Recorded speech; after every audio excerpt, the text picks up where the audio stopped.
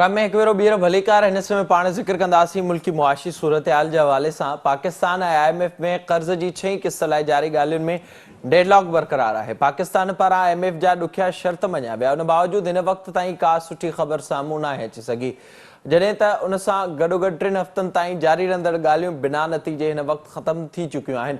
शौकत तरीन अमरीका खां वापसी बाद सऊदी अरब ऐं उन बाद पाकिस्तान पहुची चुको आहे। डान अख़बार जी रिपोर्ट मूजिबि 4 अक्टूबर खां शुरू थियल ॻाल्हियूं 23 अक्टूबर ताईं जारी रहियूं, जंहिंमें पाकिस्तान IMF जा ॾुखिया शर्त बि तस्लीम कया। उन बावजूद पाकिस्तान खे कर्ज़ जी 6 क़िस्त मिलण में मुश्किलातूं आहिनि। जंहिं मूजिबि पाकिस्तान खे IMF पारां चयो त बिजली, गैस ऐं पेट्रोल जी क़ीमतुनि में वाध कई वञे, जंहिं ते पाकिस्तान राज़पो बि ॾेखारियो। 330 अरब रुपयनि जी सब्सिडी ख़त्म करण ते बि पाकिस्तान राज़पो ॾेखारियो हो। इस्लामाबाद में मौजूदु IMF जे नुमाइंदे पारां इहो चयो वियो हो त पाकिस्तान खे मईशत जी बहितरी लाइ वधीक ॾुखिया क़दम खणणा पवंदा। जॾहिं त नाणे वारी वज़ारत जे तर्जुमान मूजिबि पाकिस्तान हलंदड़ साल 3 महीननि जुलाई खां सेप्टेंबर ताईं मुख़्तलिफ़ ज़रियनि खां मजमूई तौर ते 3 अरब 20 करोड़ डॉलर गैर मुल्की इमदाद वरिती आहे। यानी पाकिस्तान 3 महीननि में 6 खरब खां मथे परॾेही इमदाद वठी चुको आहे, जंहिंमें Asian development bank, world bank जा पैसा बि शामिल आहिनि। क़ौमी असेंबली में नाणे खाते पारां जमा करायल रिपोर्ट में ॼाणायो वियो आहे त 2018 में कुल कर्ज़ 95 अरब डॉलर हो, जेको 2021 ताईं हिसो 22 अरब डॉलर ताईं पहुची चुको आहे। जॾहिं त मुल्क में मौजूदा मुआशी माहिरनि पारां इहो चयो पियो वञे त हुकूमत जेको 3 सालनि में कर्ज़ खंयो आहे, उन जी भेट में अगरि पाकिस्तान पीपल्स पार्टी जा 5 साल ऐं नून लीग जा 5 साल ॾिसजनि त उन खां वधीक हीअ हुकूमत कर्ज़ खणी चुकी आहे। कोरोना वायरस दौरान IMF खां वरितल तक़रीबन 1.5 अरब डॉलर अलॻि आहिनि, जिन जो हिसाब हिन वक़्त ताईं हुकूमत नाहे ॾेई सघी। हिन वक़्त मुल्क में जारी महांगाई जा अंग अखर अवां जे साम्हूं रखंदासीं। अॼु डॉलर 175 रुपयनि जो थी चुको आहे। बिजली में हिकु भेरो ॿीहर 59 पैसा वाध जो इम्कान ज़ाहिर कयो पियो वञे, जॾहिं त उन सां गॾोगॾु 1 नवंबर खां 10 रुपयनि खां वधीक पेट्रोल महांगो थियण जो बि इम्कान आहे। ऐं उन सां गॾोगॾु 2 ॾींहं पहिरियां शुमारियात खाते पारां SPI रिपोर्ट जारी कई वई आहे। सेंसिटिव प्राइस इंडेक्स मूजिबि पाकिस्तान में महांगाई 70 सालनि जो रिकॉर्ड टोड़े छॾियो आहे। जंहिं मूजिबि अक्टूबर 2018 खां अक्टूबर 2021 ताईं बिजली जे क़ीमतुनि में 57% इज़ाफ़ो थियो आहे। LPG गैस जे क़ीमतुनि में 51% इज़ाफ़ो थियो आहे। 3 सालनि दौरान पेट्रोल जी क़ीमतुनि में 50% वाध थी आहे, जंहिंजी क़ीमत 93 रुपयनि खां तक़रीबन 138 रुपयनि ताईं पहुती आहे। जॾहिं त खाइण पीअण वारनि शयुनि में बि रिकॉर्ड तोड़ इज़ाफ़ो थियो आहे। गिह जी क़ीमतुनि में 108% वाध थी आहे। खंड जी क़ीमतुनि में 83% इज़ाफ़ो थियो आहे। दाल जी क़ीमतुनि में 76% महांगो थिया आहिनि, जॾहिं त अटे जी क़ीमत 20 किलो थेले में 52% इज़ाफ़ो थियो आहे। मुर्गी जे क़ीमतुनि में 60% वाध थी आहे। सरकारी रिकॉर्ड मूजिबि गऊं जो गोश्त 48% महांगो थियो आहे। ॿाकरो गोश्त 43% महांगो थियो आहे। खीर जी क़ीमतुनि में 50% इज़ाफ़ो थियो आहे। चांवरनि जी क़ीमत 30% वधी आहे। डबल रोटी 44% वधी आहे। चांहि जी पत्ती 27% ऐं उन सां गॾोगॾु आना 3 सालनि में 47% महांगा थिया आहिनि। ही सरकारी अंग अखर ॿुधाइनि था त PTI जी 3 सालनि जी हुकूमत केतिरी महांगाई कई आहे। मुसलसल शयुनि में इज़ाफ़ो थी रहियो आहे।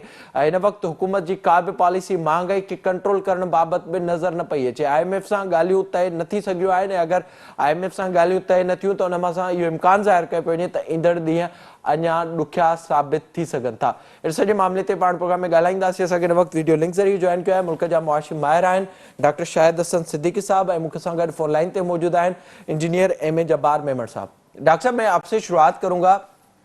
क्या लग रहा है आपको, एक तो जो शुरुआती तौर पर IMF के हवाले से मज़ाकरात चल रहे थे 6ठी किस्त के हवाले से, उसमें हालांकि जो शराइत थी वो पाकिस्तान ने तस्लीम की थी, अब तक कोई चीज़ पब्लिक नहीं हो सकी और जो शौकत तरीन साहब हैं वो सऊदी अरब के बाद अब पाकिस्तान पहुंच चुके हैं।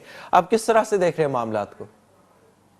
देखिए, असल में स्टेट बैंक ऑफ पाकिस्तान ने और हमारी हुकूमत ने जो पॉलिसियां माशी अपनाई, उससे मईशत पर बहुत ही तबाहकुन असरात मरतब हुए। और जो IMF का केस जो है बहुत बुरी तरह से मिसहैंडल हुआ है।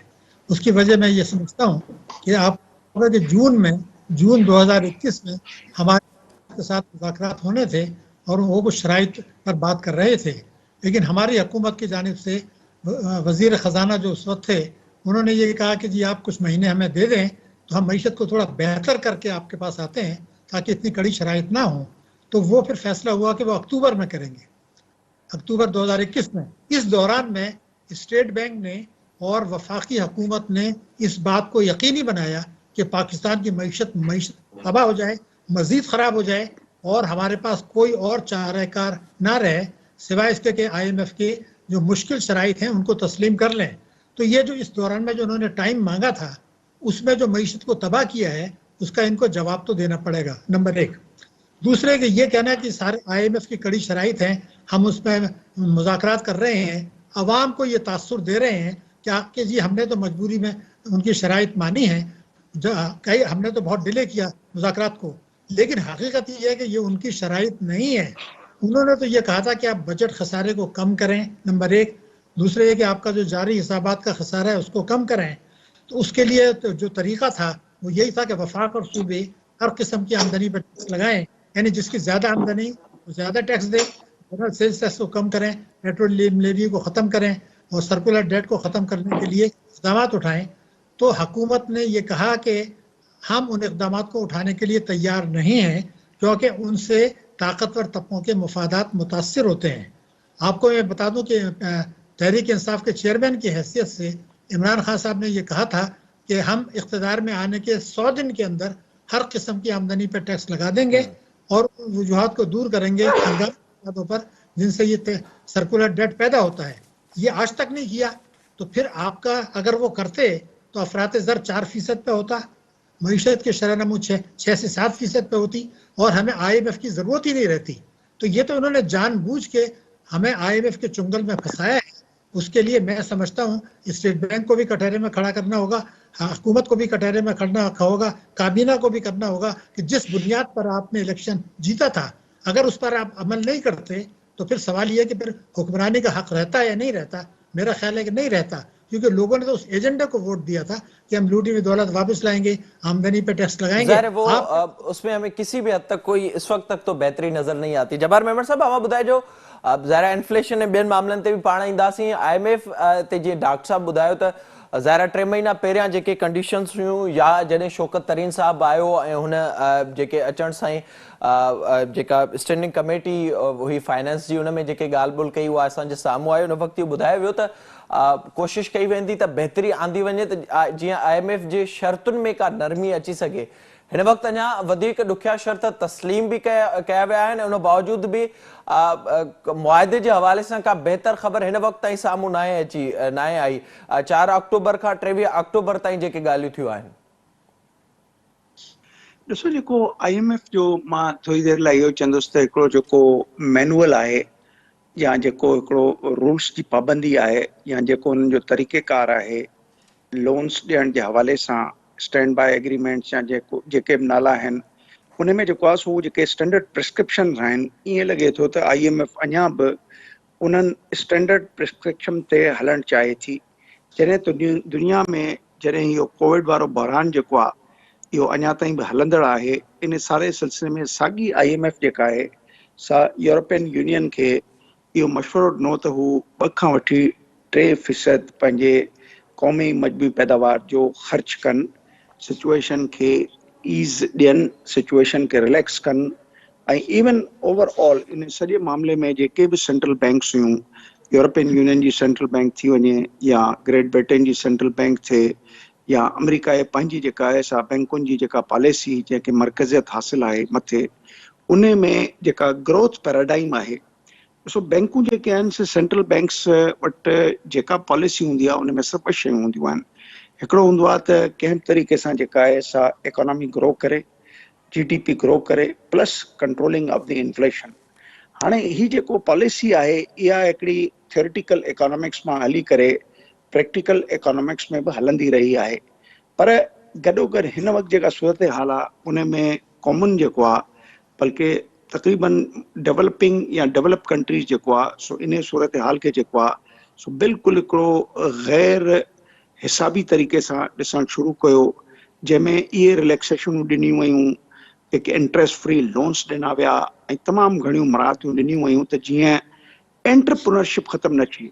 छाकाणि त कंहिं मुल्क जी इकोनॉमी मां जॾहिं एंटरप्रेन्योरशिप जेका आहे सा कंहिं सदमे में अची वेंदी आहे त पोइ उन जी ग्रोथ जी गुंजाइश घटि थी वेंदी आहे। हिकिड़ो त असांजा जेके माण्हू वञनि था ॻाल्हाइण लाइ उहे इलेक्टेड कोन्हनि, पाण में वेठा आहियूं। सॼी टीम जेका आहे ख़ान साहब जी उन में तव्हांखे को अहिड़ो माण्हू कोन पियो थो नज़र अचे जेको वञी माण्हुनि खां वोट घुरंदो या माण्हुनि सां ॻाल्हाईंदो। जेके माण्हू ॻाल्हाइनि वेठा जीअं आया हूअं ई हलिया वेंदा। हिते त असांजे मुल्क जो अजीब क़िस्म जो रवाजु आहे त को सिंगापुर में वेठो आहे त उनखे खणी करे प्राइम मिनिस्टर बि ठाहे था छॾियूं, को न्यूयॉर्क जे कंहिं कैफ़े में वेठो आहे उनखे हाणे फाइनेंस मिनिस्टर बि करे था छॾियूं, पोइ जीअं अचनि था उहो उअं ई वापसि हलिया था वञनि। त हिकिड़ी कमिटेड हिकिड़ी सिचुएशन, जंहिं कमिटेड सिचुएशन में गैर निसाबी तरीक़े सां हालातनि जे मुताबिक़ जेको आहे सो सम्झायो वञे IMF खे त हिन वक़्तु जेके हालात आहिनि उन्हनि हालात जी मुनासिबत सां जेके मशवरा तव्हां यूरोपियन यूनियन खे पिया था ॾियो, तव्हां बिल्कुलु उनजे उबतड़ जेको आहे सो असां खां हिकिड़ियूं कंडीशनैलिटीज़ ते ॻाल्हायो था। पर हाणे जेकॾहिं कंडीशनैलिटीज़ ते ॻाल्हाइण जो कमु कयूं त IMF ॾिसो, IMF जिते बि ईंदी आहे उते IMF जो प्रिंसिपल ऐं फंडामेंटल जेको हिकिड़ो इसरार हूंदो आहे उहो हूंदो आहे त रेवेन्यू ऐं एक्सपेंडिचर जे विच में गैप खे घटायो वञे। पाकिस्तान जे रेवेन्यू ऐं एक्सपेंडिचर जे विच में जेको गैप आहे उहो आम हालातुनि में बि सुठो कोन रहियो ऐं ख़ासि हालतुनि में बि को ख़ासि चङो न रहियो। नॉर्मल हालतुनि में बि उनखे असां साराह जोॻो नथा कयूं, बल्कि हाणे त इन वक़्तु जेका कोविड जेका हिकिड़ा रिलेटेड कैरी फॉरवर्ड इफेक्ट्स आहिनि उन में जेको आहे सो जेकॾहिं IMF अची इहे ॻाल्हियूं करे थी, थोरी देरि लाइ वापसि अचूं त आख़िर इन्हनि ॻाल्हियुनि खे करण लाइ छा करणु खपे? इहो गैप रिड्यूस भला कीअं थिए? नंबर 1 रेवेन्यू वधायो। सर असां ईंदासीं। डॉक्टर साहब आप थोड़ा सा इस पर बताइएगा, जो जब्बार साहब ने पॉइंट उठाया इनकॉम्पिटेंस का, जो इस वक्त टीम हमें नजर आ रही है। ज़ाहिर है आप कुछ दिन पहले जो एक बयान सामने आया मैनचेस्टर में बैठे हुए रजा बाकर साहब का कि जो उन्होंने बात की डॉलर के हवाले से, ज़ाहिर वो हम सबके सामने मुख्तलिफ वज़रा कौम को महंगाई के फवायद बताते हुए नजर आते हैं। फिर जो जब्बार साहब इस वक्त बात कर रहे हैं, ज़ाहिर जो IMF अगर पैसे देता है तो उसके लिए जो शराइत रखता है तो वो जो ज़मीनी हक़ाइक़ हैं वो ये टीम उनके सामने ही नहीं रख पाती, क्योंकि उनका कोई ताल्लुक ही नहीं है यहाँ से, और वो इस तरह से मामला चला रहे हैं जैसे वो कुछ अरसा नौकरी पर रहेंगे और उसके बाद वो चले जाएंगे। इस बात का कितना असर होता है? जो शराइत थी वो मानने के बावजूद भी अब तक चीज़ें फाइनल नहीं हो सकी। देखिए, पहली बात तो ये है, इंजीनियर जब्बार साहब ने जो बातें कही हैं वो बड़ी सही तरीके से उन्होंने एक्सप्लेन कर दिया। मगर मैं अभी भी ये समझता हूँ कि अगर तहरीक इंसाफ की हुकूमत अपने इंतखाबी वायदों पर 10 नुकाती हिकमत अमली पर अमल करती तो IMF के प्रोग्राम से बाहर आना मुमकिन था। तो हुकूमत ने और स्टेट बैंक ने जानबूझकर पाकिस्तान को IMF के चुंगल में फंसाया है। और सबसे बड़ी जो तबाही आई है मेरे हिसाब से वो है रुपए की कदर गिराना, यानी जानबूझ के गिराया गया रुपए की कदर को। सारी महंगाई और दूसरी पेट्रोल के नर्क तबाही बर्बादी जो है रुपए की कदर गिराने से आई है। अगर मैं आपसे ये कहूँ कि जो 3 साल गुजरे हैं इसमें पाकिस्तान के रुपए की कदर गिरी है 41%, 41%। इसी दौरान में बांग्लादेश की जो गिरी है वो 3 से 4% गिरी है। तो सवाल ये पैदा होता, क्या हमें कौन सी ऐसी मुसीबत आ गई थी कि खित्ते में सबसे ज्यादा रुपया की कदर हमने गिराई है? इससे पहले गवर्नर स्टेट बैंक ने कहा था कि जी मार्च से जून तक पेंडेमिक के बाद दुनिया में सबसे ज्यादा डिस्काउंट रेट जो है वो पाकिस्तान ने गिराया है। तो मैं अब भी ये समझता हूँ कि इन्होंने जानबूझकर मईशत को तबाह किया है, IMF का एजेंडा फॉलो किया है, अमेरिका का जो न्यू ग्रेड गेम के तहत एजेंडा है वो फॉलो किया है, और वफाकी हुकूमत ने भी बैरूनी अशराफिया को खुश किया है और मुल्की अशराफिया को खुश किया है। कोई मामूली बात नहीं है कि आपने रुपया 41% गिरा दिया। अगर मैं आपसे ये कहूँ कि जो स्टेट बैंक के आदाद शुमार हैं तो 2018 में खित्ते में सबसे कम महंगाई पाकिस्तान में थी, जो पिछली हुकूमत का आखिरी साल था। इस साल IMF भी कह रहा है, एशियन डेवलपमेंट बैंक भी कह रहा है कि खित्ते में सबसे ज्यादा महंगाई पाकिस्तान में है। तो क्या इससे ये नतीजा नहीं निकलता कि हमारी पॉलिसियां जो हमने अपनाई हैं हुकूमत ने और स्टेट बैंक ने वो पाकिस्तान को मईशत को तबाह कर रही हैं? कर्जों का बोझ इससे जो बड़ा है। एक चीज और ऐड कीजिएगा, क्या ये पॉलिसियों की समझ नहीं है जो इस वक्त टीम मौजूद है, या जानबूझकर ये सब कुछ किया जा रहा है? देखिए, इसमें लैक और खराब प्लानिंग को ज्यादा से ज्यादा 20 से 25% दखल है, लेकिन 75%, 75% जो कुछ स्टेट बैंक ने किया है और जो हुकूमत ने किया है تو اس کو میں سمجھتا ہوں ملکی اور بیرونی اشرافیہ کو خوش کرنے کے لیے کیا ہے، طاقتور طبقوں کو خوش کرنے کے لیے کیا ہے. اسی لیے میں کہہ رہا ہوں ان کو کٹہرے میں لایا جائے اور ان سے سوال جواب کیے جائیں. پارلیمان ہماری سینٹ کمیٹی ان کو بلائے، قومی جو ہے نیشنل اسمبلی کی کمیٹی ان کو بلائے، ان سے پوچھا تو صحیح کہ بھائی جب مئی 2021 میں روپے کی قدر گر رہی تھی تو آپ نے اکتوبر تک کس چیز کا انتظار کیا؟ اس کو 22 روپے ایک ڈالر پہ گر گئے. کوئی معمولی بات تو نہیں ہے. دسمبر 2020 میں ہمیں پتہ چل گیا تھا کہ اسٹیٹ بینک نے اور حکومت نے جو پالیسیاں اپنائی ہیں اس سے تجارتی خسارہ بڑھ رہا ہے، خوفناک حد تک بڑھ رہا ہے. تو دسمبر 2020 سے اب تک کس چیز کا انتظار کر رہے تھے حکومت اور اسٹیٹ بینک؟ اس لیے میں بار بار واضح طور پر کہہ رہا ہوں کہ یہ جو تباہی بربادی آئی ہے اس میں ان کی غلط پالیسیوں کا دخل داخلی کی وجہ سے کم ہے. اصل تو یہ کہ جو بیرونی اشرافیہ ہے اس کو خوش کیا ہے، جو ملک کے طاقتور طبقے ہیں ان کو خوش کیا ہے. نوم چومسکی ایک بہت بڑا امریکن دانشور ہے، اس نے یہ کہا تھا کہ امریکہ نے پاکستان کی اشرافیہ کو خرید لیا ہے. یہ ایسے صحیح نظر آ رہا ہے کہ یہ فیصلے کس طریقے سے کر رہے ہیں.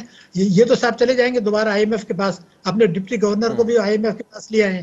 اور اگر آپ کو یاد ہو 2009 میں شوکت ترین صاحب نے جو آئی ایم ایف کے ساتھ مذاکرات کیے تھے اس میں زبردست مہنگائی آئی، شرح نمو سست ہو گئی اور ان سے استعفیٰ لیا گیا تھا. اب کہ اس سے زیادہ غلطیاں انہوں نے کی ہیں اور کابینہ نے بھی غلطیاں کی ہیں، پارلیمنٹ نے بھی غلطیاں کی ہیں. تحریک انصاف نے جان بوجھ کر اپنے منشور پر عمل نہیں کیا، اس کو ٹھکرا دیا، عوام پر بوجھ ڈالا. تو سوال یہ پیدا ہوتا ہے کہ پچھلے جو 3 سال تھے اس حکومت کے آنے سے پہلے اس میں جو ہمارا اوسط شرح نمو تھی وہ 5% تھی، ان کے 3 سال میں 1.9% ہے. افراط زر کا میں نے آپ کو بتا دیا کہ یہ 10 سے زیادہ ہو گئی ہے. قرضے پاکستان کی تاریخ میں سب سے زیادہ بڑے ہیں. اور اس کے بعد آپ دیکھیں بیرونی سرمایہ کاری گری ہے، بجٹ خسارہ بڑا ہے، انڈائریکٹ ٹیکسز عوام کے اوپر ڈالے ہیں انہوں نے. تو یہ ساری جو خرابیاں آئی ہیں اور انکم ٹیکس آرڈیننس 111(4) کا استعمال ہوا ہے، برآمدات بڑھانے کے بجائے ریمیٹنسز بڑھائی ہیں. ریمیٹنسز زیادہ ہیں، برآمدات کم ہیں. ایسے دنیا میں کہاں ہوتا ہے مجھے بتائیں. ظاہر ہے اور ایک اور جملہ وہ ہمیں مسلسل نظر آ رہا ہے. جبر صاحب بابا ॿुधाए جو جی ڈاکٹر صاحب مختلف ان وقت پوائنٹس کھیا آहिनि معیشت जे हवाले सां. ظاہرہ जे पाण नज़र विझूं नून लीग जॾहिं हुकूमत जे आख़िरी साल में हुई त उन में असांखे काफ़ी शयुनि में बहितरी नज़र ईंदी हुई. तोड़े जो हिन हुकूमत कर्ज़ वरितो आहे सभ खां वधीक ऐं जीअं डॉक्टर साहब ॿुधायो त बरामदात जे बदिरां असांखे रेमिटेंसिस में इज़ाफ़ो मुसलसिल नज़र अचे पियो, उन ते हुकूमत फोकस हुजे थी या जेको रुपए जी क़दर में मुसलसिल असां ॾिसूं पिया किरंदो पियो वञे डॉलर जे मुक़ाबले में. अॼु बि 175 खां मथे ताईं पहुतो आहे मुल्की तारीख़ में पहिरियों भेरो. पर जेको हिन वक़्तु सभ खां वॾो अवाम जो मसइलो आहे उहो आहे इन्फ्लेशन. उन में मुसलसिल इज़ाफ़ो थिए पियो ऐं का बि हिन वक़्त ताईं बहितरी नज़र न पई अचे. ब्यूरो ऑफ स्टैटिस्टिक्स इहो चवे पियो त 3 सालनि जे दौरान जेका महांगाई थी आहे उहा 70 सालनि में कॾहिं न आहे थी ऐं तक़रीबन 70% जेके शयूं आहिनि उन में इज़ाफ़ो थियो आहे. अवां इनखे कीअं पिया ॾिसो? कर्ज़ सभिनी खां वधीक हिन हुकूमत कया आहिनि, पॉलिसी असांखे का बहितर नज़र न पई अचे, इनडायरेक्ट टैक्सिस अवाम ते मड़िया पिया वञनि, मुसलसिल महांगाई में वाध थिए पई. अवां छा पिया सम्झो त आख़िर कहिड़ा कारण आहिनि जो हुकूमत इन बाबति के फ़ैसिला ई न पई करे सघे, नई का पॉलिसी या को ट्रैक नज़र अचे पियो? ॾिसो सभ खां पहिरियों त मुंहिंजो ख़्यालु आहे डॉक्टर साहब तव्हांखे जेको आहे सो अंगनि अखरनि सां हिकिड़ी मैक्रो इकोनॉमिक्स जेका आहे हिन मुल्क में जेके बि इंडिकेशन्स आहिनि उनजो तव्हांखे अहातो करे ॾिनो आहे. बिल्कुलु हे मुल्क ईअं ई आहे. हाणे वापसि था अचूं आख़िर पाकिस्तान त थी छा रहियो आहे. असां federation of Pakistan chamber of commerce मां हिकिड़ो डिमांड कई आहे त रज़ा बाक़र खे फौरी तौर ते खपे त उहो रिज़ाइन करे. असांजी डिमांड जे पोयां हिकिड़ी पॉलिटिकल इकोनॉमी में जेका सियासी जेका सम्झ आहे उहा इहा आहे त हे माण्हू जेके आहिनि से हिकिड़ो एम्प्लॉयमेंट्स ते आया आहिनि. हिननि जो जेको आहे सो हिकिड़ो हिन ज़मीन सां मुहबत जेका आहे सा परे परे ताईं कोन्हे. छाकाणि त हिननि खे हितां वरी करे किथे को मां चवंदुसि त थी सघे थो हिनखे तव्हां सूडान में किथे ॾिसंदो वरी रज़ा बाक़र खे. इजिप्ट में त चङा कम जेके आहिनि जिन खे क्वेश्चनेबल कम मां चवंदुसि उन्हनि जो त रिकॉर्ड हिन जो आहे. हाणे सवाल थो पैदा थिए त रज़ा बाक़र जंहिं एम्प्लॉयमेंट ते आहे जेकॾहिं उन एम्प्लॉयमेंट जे हवाले सां इहो जेको रुपए खे न रोकण जी का बि कोशिशि न कई वई, जीअं रुपयो किरियो पिए तेज़ीअ सां, उन जे पोयां जेको आहे सो आख़िर छा असबाब थी सघनि था. मुंहिंजे पंहिंजे ख़्याल में मूंखे त को शक कोन्हे त ही कंहिं ॿाहिरियनि मुल्कनि या मल्टीलेटरल एजेंसी जे एजेंडा ते पिया था कमु कनि. छाकाणि त रुपए जी क़ीमत क़दुरु थोरी देरि लाइ हाणे असां जेका महांगाई जी डेफिनेशन मां तव्हांखे ॿुधाइण थो चाहियां त महांगाई जी डेफिनेशन जेका आहे सा मुख़्तलिफ़ इकोनॉमिस्ट जेके आहिनि उन्हनि में नोबल लॉरेट पाण मुख़्तलिफ़ कयूं आहिनि, पर उन जो तत्व सिर्फ़ु इहो ई आहे त जॾहिं बि तव्हांखे पंहिंजे यानी पंहिंजी करंसीअ जी क़ीमत किरंदे नज़र ईंदी आहे उहा तव्हांजे लाइ बाइस महांगाई थींदी आहे। 100 रुपए में का शइ वठणु वञो था, साॻी शइ तव्हांखे मिली, साॻी शइ तव्हांखे 150 रुपए में हाणे पई थी मिले, त इहा अथव हिकिड़ी इंडिकेशन त तव्हां पंहिंजो जेको आहे सो करंसीअ खे हेठि आंदो। हाणे थोरी देरि लाइ वापसि अचूं त आख़िर करंसीअ जे हेठि अचण खां पोइ आख़िर थिए छा वेठो। थोरी देरि लाइ असांजा जेके डेट्स आहिनि उहे बि मल्टीप्लाई पिया था थियनि रिटर्न बैक्स में, पर हाणे थोरी देरि लाइ वापसि अचूं त आख़िर जेका शयूं पाकिस्तान में $72 अरब जो एस्टिमेट अथव त शायदि हिन financial year July to June में वञी असां $72 अरब ते इम्पोर्ट्स ते बीहंदासीं। हाणे टैक्सिस एंड ड्यूटीज़ जी शरह जिते तव्हां 100 रुपए खां वठी 140 रुपयनि ताईं जेके पैसा पिया ॾियो तव्हां 20 खां वठी 32%, अॼु तव्हां उहे 60 खां वठी 80 पे था ॾियो, त शयुनि जी पंहिंजी जेका आहे हिकिड़ी फिनिश कॉस्ट उहा वधी वई आहे। उन खां पोइ थोरी देरि लाइ IMF जा इहे सॼा 22 प्रोग्राम हे हो तव्हां बि पढ़ण जी कोशिशि कयो, असां त कुझु प्रोग्राम पंहिंजे सम्झ जे मुताबिक़ पंहिंजी ज़िंदगी में ॾिठा आहिनि, त उन में IMF हमेशह हिकिड़ो नारो लॻाईंदी रही आहे रिफॉर्म्स। और पहिरीं ॻाल्हि त इहा आहे त कहिड़ा रिफॉर्म्स IMF आंदा आहिनि या IMF जे प्रेशर जे करे आंदा आहिनि। IMF आख़िर में वञी उते ई वञी बीहे थी त रिकवरीज़ कयो, जीअं बिजली जे अघनि में वाध छो थी चाहे त सर्कुलर डेट जनरेट थी वियो आहे, वाध छो थी ठाहे कैपेसिटी पेमेंटुनि में जेका थिए थी, कॾहिं बि इहो कोन चवंदी त IPP जा एग्रीमेंट उहे गैर कानूनी आहिनि। क्रिमिनल एग्रीमेंट्स जेके आहिनि से कॾहिं बि टाइम बार में न सर ईंदा आहिनि। ज़रा उन जे लाइ घणी शयूं साम्हूं जी अचनि नथियूं जब्बार साहब। जेका 3 ॾींहं पहिरियों ख़बर साम्हूं आई आहे IMF जे हवाले सां, उन में इहो ज़िक्र कयो वियो आहे वाज़ तौर ते जेके मुख़्तलिफ़ कंपनियूं आहिनि जिन जा 3 वॾनि बैंकुनि में जेके पैसा पयल आहिनि तक़रीबन 2000 अरब जे लॻभॻि, अस्करी ऐं नेशनल बैंक ऐं उन सां गॾोगॾु पंजाब बैंक, उहे जेके पैसा आहिनि उहे क़ौमी ख़ज़ाने में रखो। छा मां सम्झो पिया त इहे जेके जॾहिं शयूं टच थींदियूं त उन ते पाकिस्तानी हुकूमत में एतिरो दम आहे या फाइनेंस डिवीज़न में त हू उन्हनि ते अमल दरामद बि करे? ॾिसो, पाकिस्तान हुकूमत जो त इहो हाल आहे त हिकिड़ी कमीशन जोड़ियूं। थोरी देरि लाइ असां हिन महांगाई जे हवाले सां बिजली जा अघ, गैस जा अघ, पेट्रोल जा अघ, इहे सभु हिकिड़ी अलाइनमेंट में आहिनि, साॻी लाइन में बीठा आहिनि। हाणे हिते जेको आहे सो तव्हां उन्हनि IPPs जे हवाले सां तव्हां चयो त पोइ हुकूमतुनि ग़लति मुआदा कया, मां बिल्कुलु इंडोर्स थो कयां इहा। ख़ान जेका ॻाल्हि कई ऐं ख़ान चयो त इन्हनि ग़लति मुआदनि खे जी इस्लाह कंदासीं। मोहम्मद अली जी हिकिड़ी कमीशन ठाहियूं, उहा बि कंप्लीट तौर ते रिपोर्ट ठीकु हुई, अञा बि उन में वधीक सेनेटर नौमान वज़ीर बि ज़िंदा वेठो आहे, उन जेको आहे ऐं शिबली फराज़ वारनि टेलीविज़न ते, मां टेलीविज़न जूं ॻाल्हियूं थो कयां, हुननि चयो त बाबा के बि उहे मुआदा जेके अवामी हक़नि जे ख़िलाफ़ हुजनि, जंहिंमें क्रिमिनल इंटेंट नज़र अचे, त ब्यूरोक्रेसी ऐं उन्हनि माण्हुनि जेके अमेरिका मां आया, अलाए किथां किथां आया वरी वापसि हलिया विया, उन्हनि जेकॾहिं इहे मुआदा कया पॉलिटिशियन सां गॾिजी त इहे क्रिमिनल एक्ट जो हिकिड़ो हिसो आहिनि।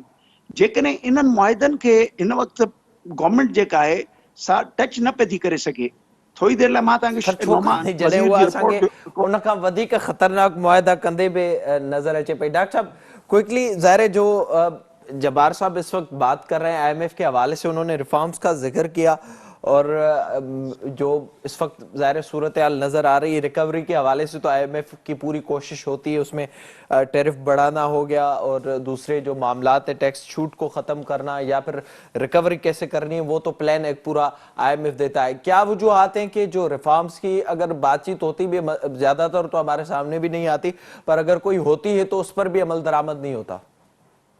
देखिए, बात वही है क्योंकि अपने IMF के 23 प्रोग्राम अब तक हो चुके हैं, 58 से अब तक।